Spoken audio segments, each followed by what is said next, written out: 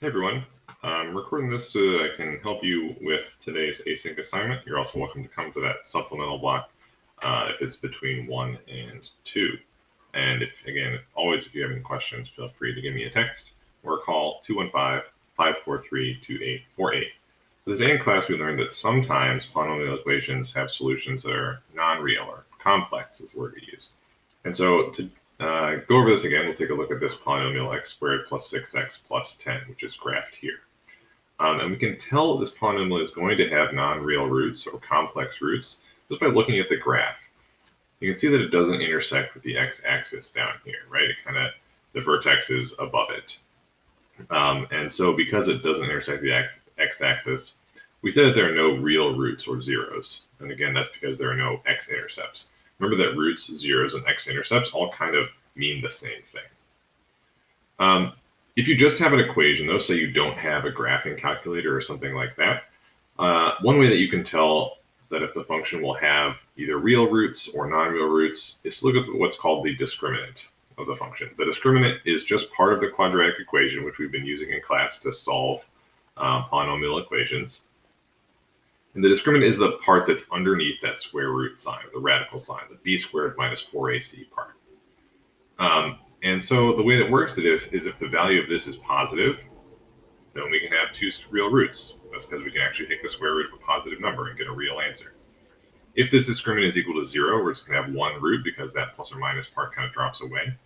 And if the discriminant is negative, if the value of this part is negative, if you plug the numbers in and get a number less than 0, the function is going to have two complex roots or two non-real roots.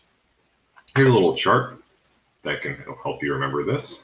So if the discriminant is positive, you plug in those numbers and the result is a number larger than 0, we're going to have two real roots, meaning it's going to that function intersects the x-axis at 2 points. If it's equal to 0, there's one root, and what that means is that the vertex is right there on the x-axis. And finally, if you get a negative number for the discriminant, there are two complex roots, right? And what that looks like is it's something that doesn't touch the x-axis at all. There's no x-intercepts. Okay, so let's test this out. In this function that's mentioned earlier, the discriminant is equal to b squared minus 4ac. In this, a is 1, because that's what the coefficient of x squared, b is 6, and c is 10. So if we plug those things in, we get negative 4. Since that value is less than 0, it's negative, we know this function will have two complex roots.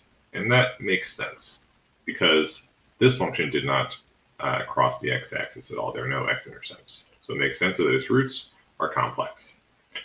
And then when you use the quadratic formula, you can figure out what those are. And I've outlined that here. Again, this is on your document. So I plugged in the values of a, b, and c.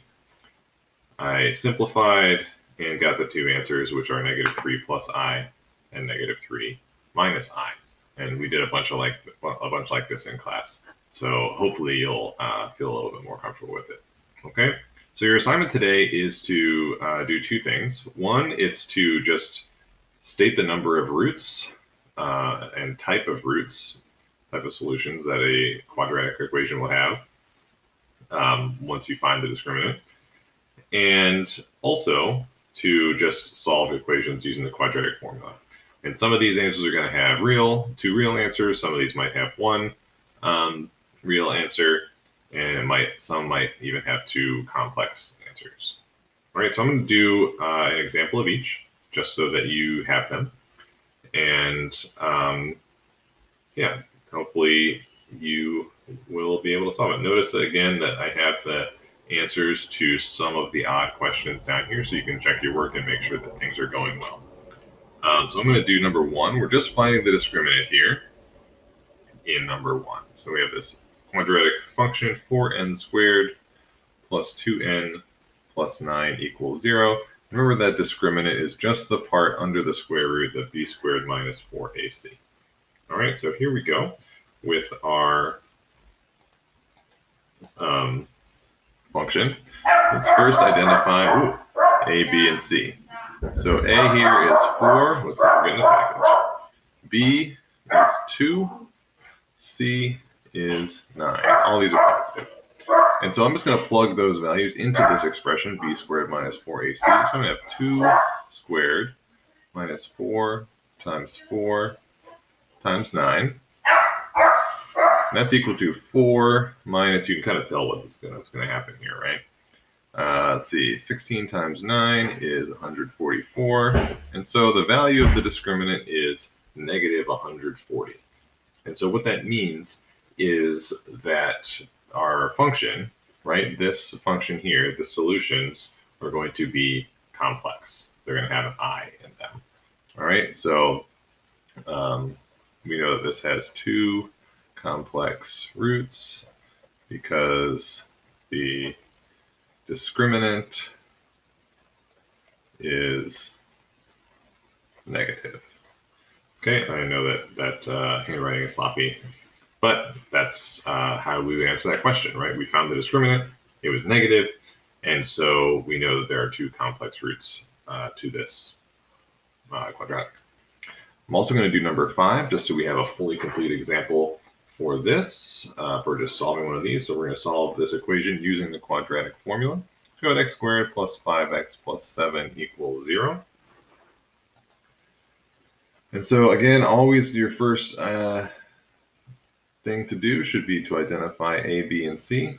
In this case, we've got A equals 1, B equals 5, and C equals 7. I'm going to now plug everything into the quadratic formula. So I've got negative 5 plus or minus the square root of 5 squared minus 4 times 1 times 7. And it's all over 2 times 1. Okay? That negative 5 remains, plus or minus. So I've got 25 minus 28 all over 2. Right? 28, 4 times 7.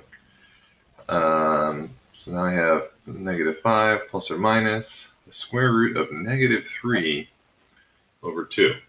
Okay? And so here I have a negative underneath my square root sign. The discriminant is negative, so I know that there's going to be some complex solution. I'm going to have I in my answer. All right, so I've got negative 5 plus or minus. 3 is not a perfect square. We can't simplify this radical at all. The only thing we can do is take out the negative and put the I there. So 5 plus or minus I times the square root of 3 all over 2. And that's good enough for me. You can end right there. You don't need to write out each separate answer. I'll understand what you mean with the plus or minus. Okay, so you can stop at that point. Negative 5 plus or minus I times the square root of 3 over 2. And that's that. All right. As always, you can check your answer down here at the bottom. So we see that the answer for number 1 was negative 140, which means we have two complex roots. Again, that one we're only finding the discriminant, not the end solutions. And for number 5, we have negative 5 plus I root 3 over 2, negative 5 minus I root 3 over 2. You don't need to write out both of them in yours, as long as you have the plus or minus in there. You're all good. Okay, so if you've got any questions, remember to give me a text or a call, and I'll see you actually not for a while. So happy Thanksgiving.